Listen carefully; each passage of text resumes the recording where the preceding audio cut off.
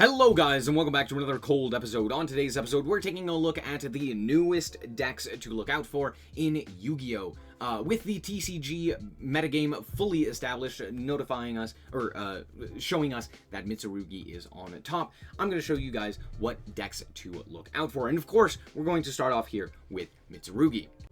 Alright, there's a new ritual deck on top, and that is Mitsurugi. If you don't know, Mitsurugi is a ritual archetype that utilizes its monsters and its tributing factor in order to generate a whole bunch of bodies. Pair this alongside the Ryzeal monsters, and you basically get the Ryzeals for your extra deck, and the Mitsurugis as your actual boss monsters. Now, what do the Mitsurugi cards actually do? It all centers around the latest support in Alliance Insight, Habakiri, which says you can ritual summon this with Mitsurugi Ritual. Monsters your opponent controls lose a turn attack. Cool, not that big of a deal. You can reveal this card in your hand to special summon a Mitsurugi, and then tribute a monster you control. Now, notably, all of the Mitsurugis also generate advantage once they are tributed as for anything, right? So if they are tributed for anything, they do an additional thing. Most of the time they search a thing, so that is very useful. Being able to just special this special summon a Mitsurugi from deck, it is basically an E-Telly from hand. You don't actually have to get rid of this guy. You just, here's a guy, special summon a different guy from deck. Incredibly powerful. And obviously Maxi is not a thing in the TCG, so having a big combo deck is not as bad, which Mitsurugi absolutely is. Now granted, this is a once per duel effect. However, on top of that, it does have an additional effect. If tributed, you can add a Mitsu card from your deck to your hand. Any Mitsurugi card. It's kind of crazy how powerful that is. So, you can special summon a monster, tribute it, that monster then searches out the spell trap, which we'll talk about in a second.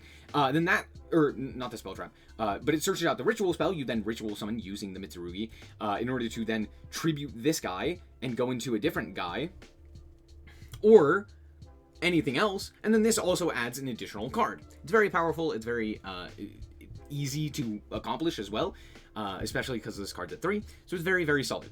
On top of that, you add a card, and then you can special summon this card back.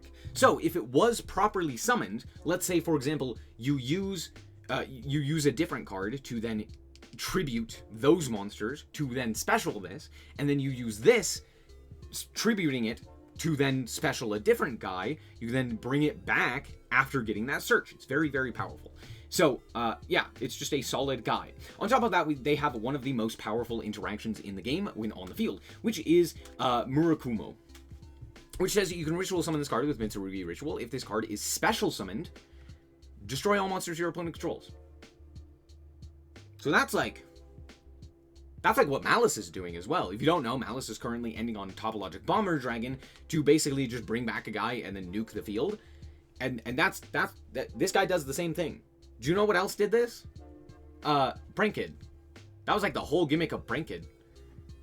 So, that's a very solid effect. On top of that, when your opponent activates a card or effect, this is the important part. When your opponent activates a card or effect, you can activate this effect. Your opponent can discard a card, or that effect is negated. It's kind of a negate, but more importantly, it just forces them to commit an additional card. It basically is the same thing as most other negates, where it's cool, just get rid of an additional card, which is very, very solid. So it's not like the end all be all because it doesn't actually negate, but just forcing the opponent to commit that additional card is quite important.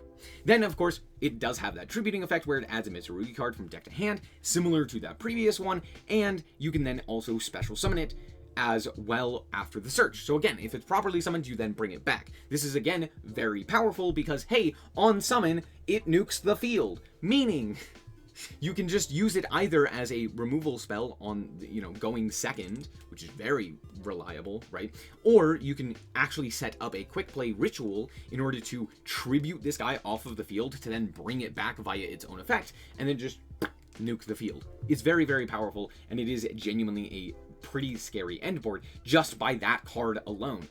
Not to mention the fact that it can be played very effectively, as previously mentioned, with Ryzeal. Ryzeal doesn't really need any, the Mitsurugis don't really need any extra deck monsters, so just pair them with Ryzeal. Now, what does Ryzeal do for the Mitsurugi cards?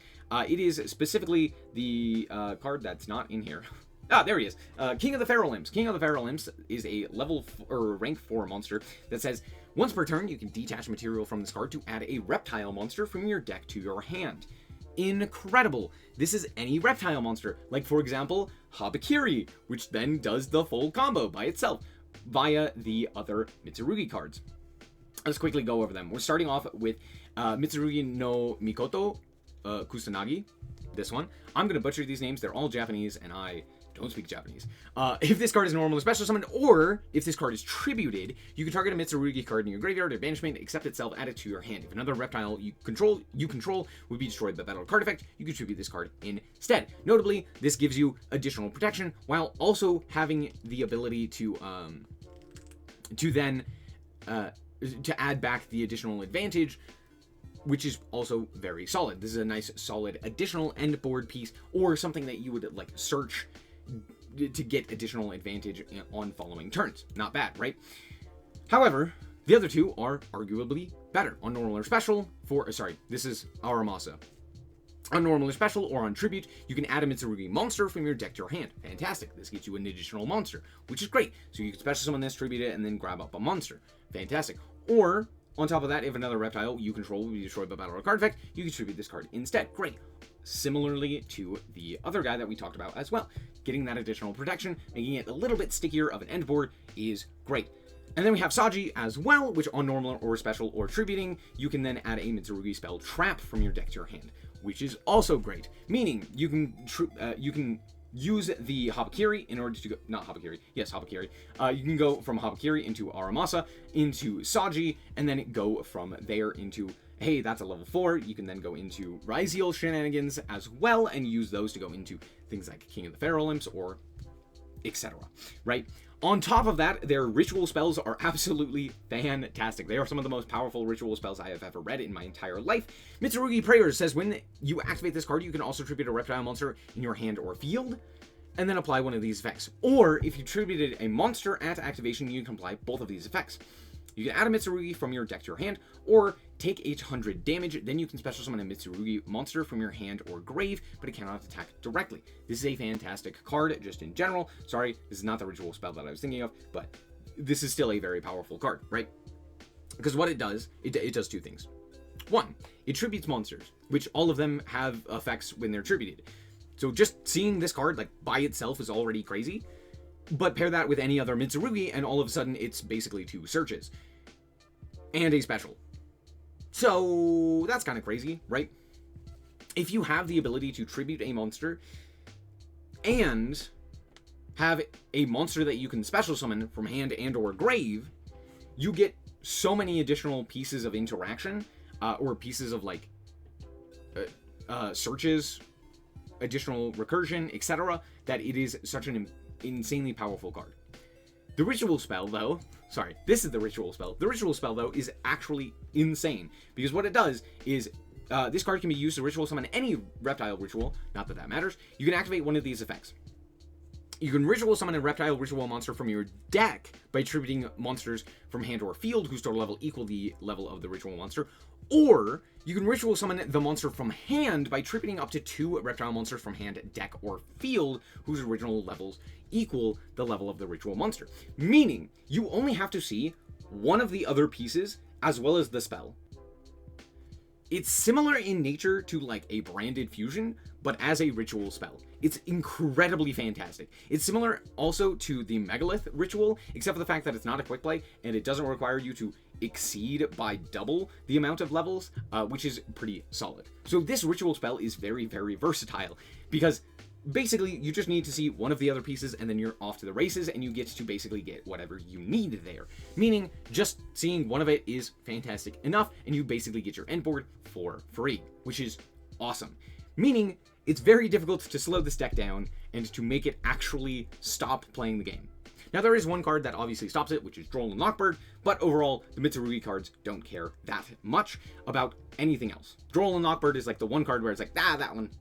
But like, they can play around Fuwalos, they can play around Perulia, they can play around Meowls, they can play around Ash, they can play around Nibiru, they can play around this or that or the other thing. There's a lot of ways that they can just like ignore stuff, which is very fantastic for them. And then on top of that, you just pair that with the Ryzeal engine, and you have a very solid grind game. and you're just off to the races. So that's pretty much it. It's a very solid combo deck, but it doesn't do like this big long combo that ends on like 10 bajillion negates like we currently have in Master Duel, but it's still a solid deck. So there you go, Mitsurugi. Alright, the next deck that I have to talk about is Cristron. Cristron has been seeing play in both the OCG and the TCG, and likely it is going to be pretty soon on the docket as well. Maybe not like the next thing, but I've already talked about Ryzeal, I've already talked about Maliss, so we're going to talk about some of the newer stuff. And that being Cristron. Cristron is a deck that centers around sending cards to the graveyard and then generating the advantage by popping their own cards, as well as having them sent to the graveyard as well. All of them have additional like graveyard effects or effects when they are sent to the grave or popped or something of that nature, and they end on basically a pretty standard synchro style thing. And they can also synchro summon during the opponent's turn, which is very impactful. Cristron is the big guy for the archetype, which requires 2 or more tuners and a non-tuner monster, which is one of the few synchro monsters that requires multiple tuners and not as many non-tuners, which is something of note. But notably, on synchro summon, you can target cards your opponent controls and or in their grave up to the number of synchro materials used for the synchro summon of this card and banish them. So basically, if you use 3 guys, you banish 3. It's very good. And then if this card is destroyed by battle or card effect, you can target a banished monster, except this card, and special summon it to your field. It's okay. But on top of that, we also have the new Esqueletus, I guess is how you would say this, which is also a fairly decent card, mostly as an extender, right?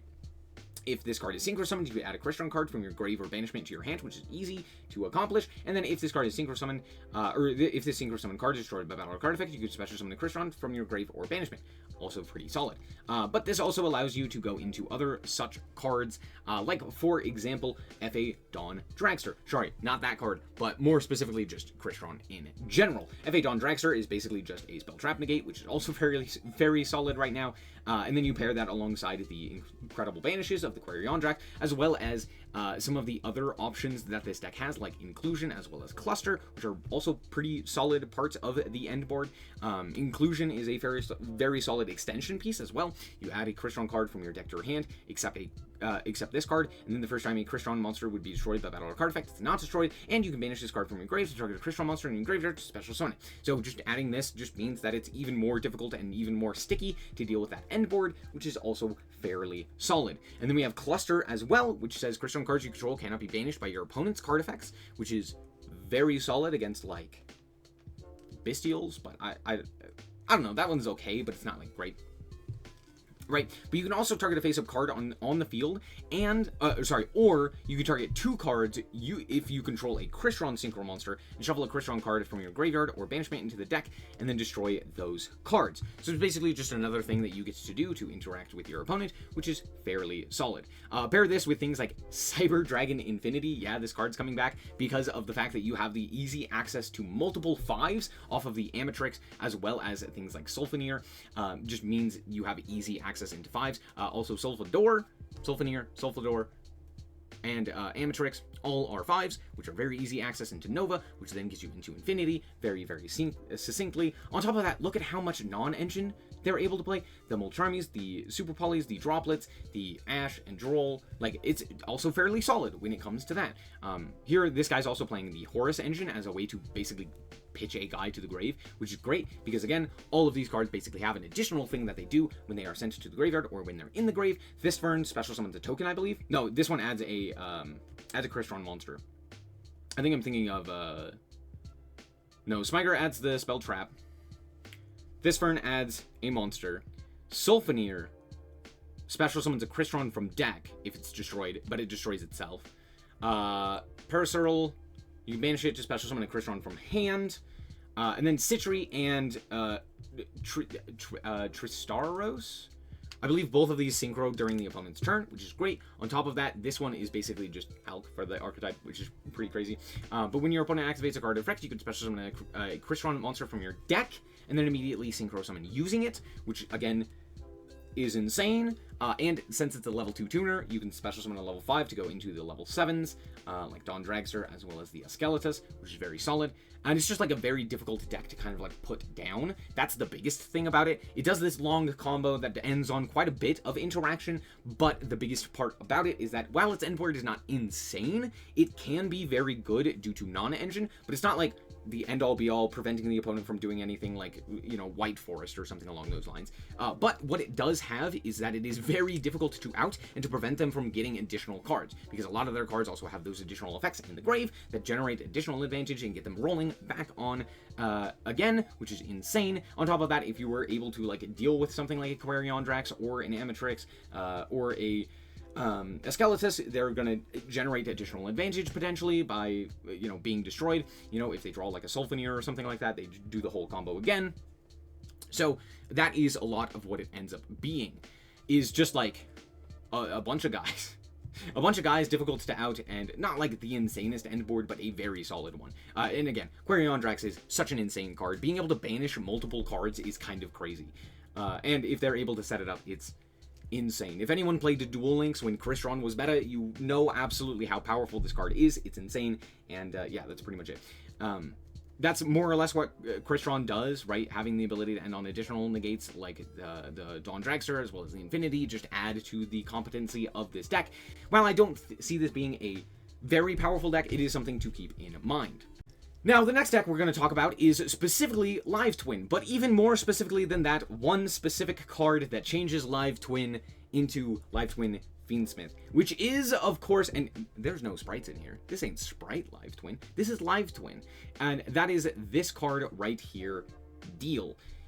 Evil Twin Kiss-a-Kill Deal, which is a Fiend, Link 1, Light monster, which if you don't know what that means, is basically any Kiss-a-Kill monster pivots straight into the entirety of the Fiendsmith engine, which is insane, because that means if you see any of your Live Twins, pretty much, if you see any of your Live Twins, you are off to the races for the full Fiendsmith combo. On top of that, you can also utilize your Evil Twin stuff to also pivot into the Live Twin, or into the Fiendsmith stuff as well. And with things like Abawa Q, which is an insane card for Fiends, you also have access to a very solid end board as well, which is very nice. That's pretty much all that it is. The deal is also fairly decent, right?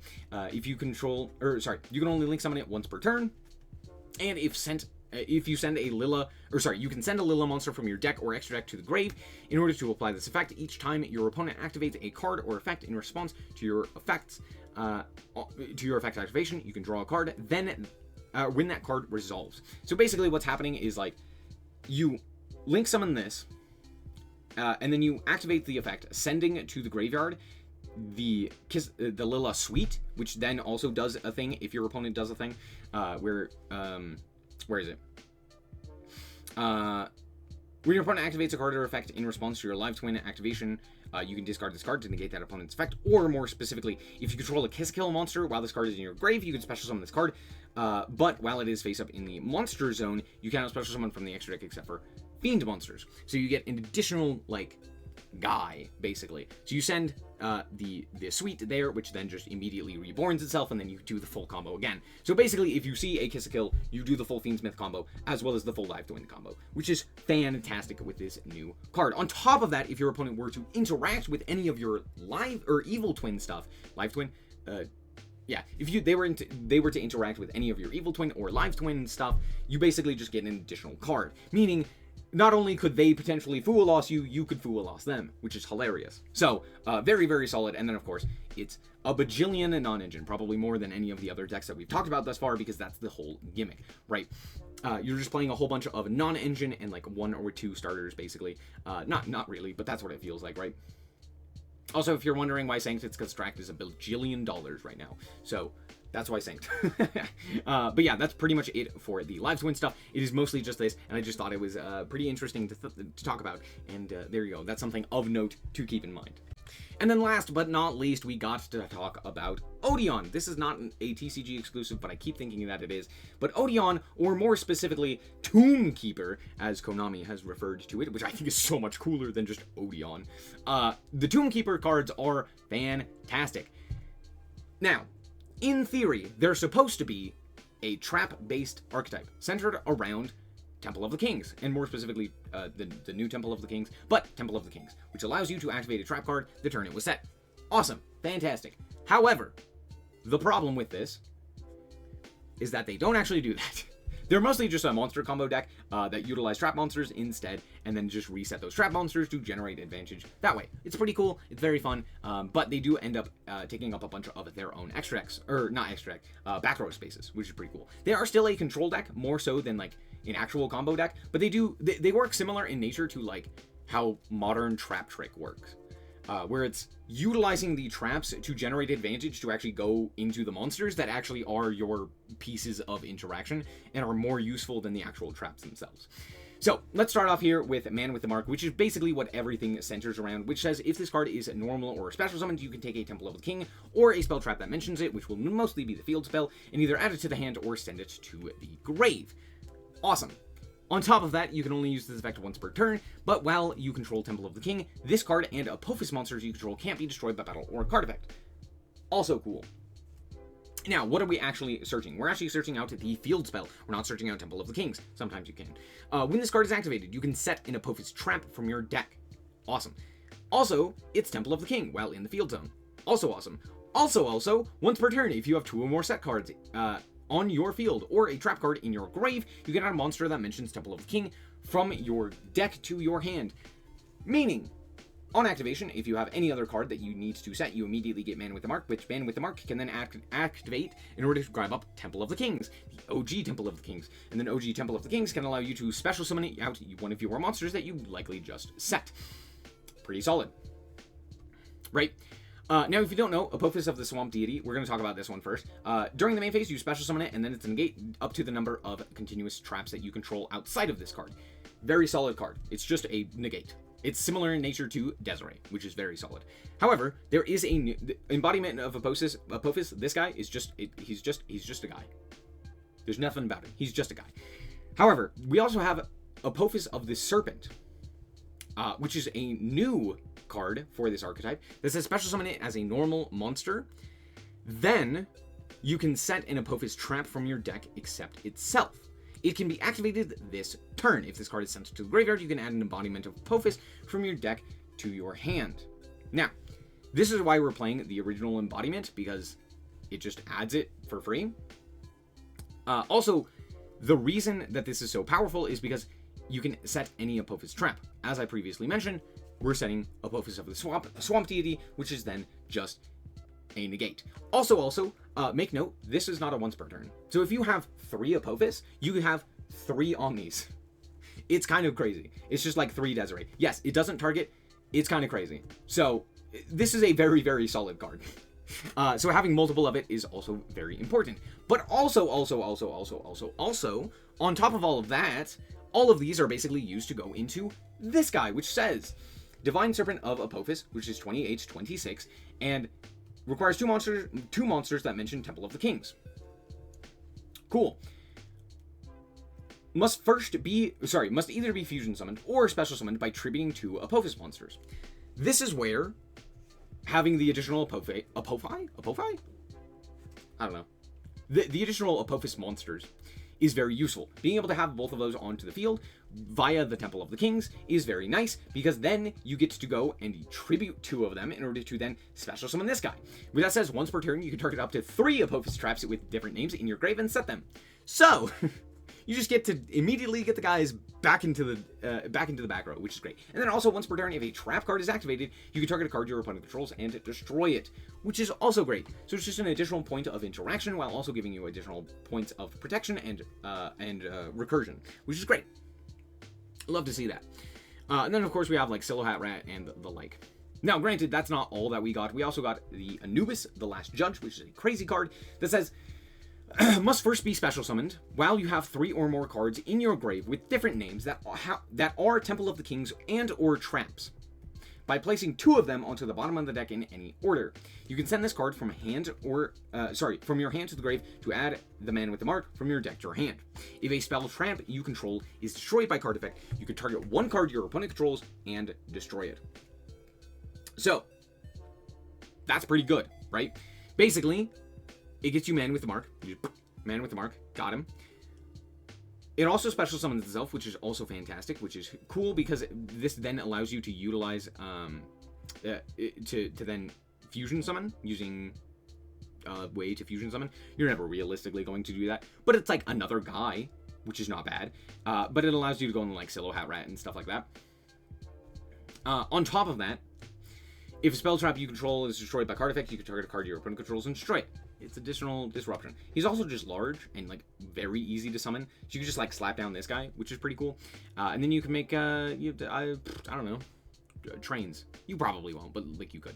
We also are playing Merciless Scorpion of Circuit, which is a pretty good card as well. Must first be special summoned by banishing one level 10 or higher monster from your hand or deck while you control Temple of the King. You can only special summon Circuit once per turn. This is why we are specifically playing Lord of the Heavenly Prison and of course Nibiru. They're just better than the actual cards that you're supposed to banish off of this, so it's fine. But then you can add, once per turn, during your main phase, you can add a Temple of the King or a spell that mentions it from your deck to your hand. At the start of the damage step, if this card battles an opponent's monster, you can destroy that opponent's monster, and if you do, this card gains a royal attack, yada yada. Mostly, it's used for the fact that you are able to add that additional spell. So you just banish a guy from your deck, special summon this guy, and then grab up your Temple of the King, right?